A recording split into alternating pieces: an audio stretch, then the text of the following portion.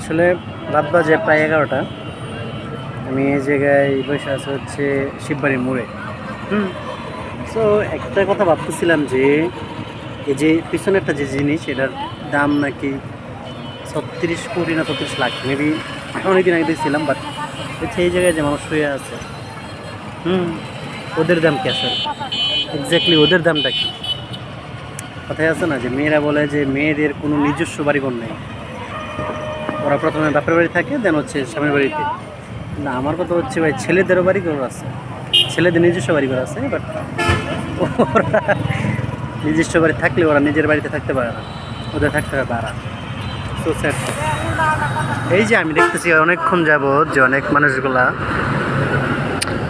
পূজা মণ্ডপে দৌড় পড়তেছে, হ্যাঁ, মানে ওদের কি একটা আনন্দ, কি একটা উৎসব। সবার জীবনে মনে করো যে আনন্দ, দুঃখ, ভালো সময় খারাপ সময় আসে।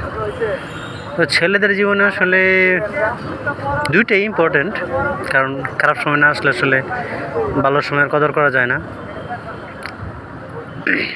আর ভালো সময় সবসময় থাকলে আবার মনে করো যে মানুষ একটু কষ্ট সহ্য করতে পারে না, সুইসাইড করে। So both are important for all of them.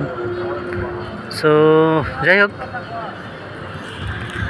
সবাই ভালো থাকবা, এমন যে আমাদের জন্য দোয়া করো। ওকে, বাই।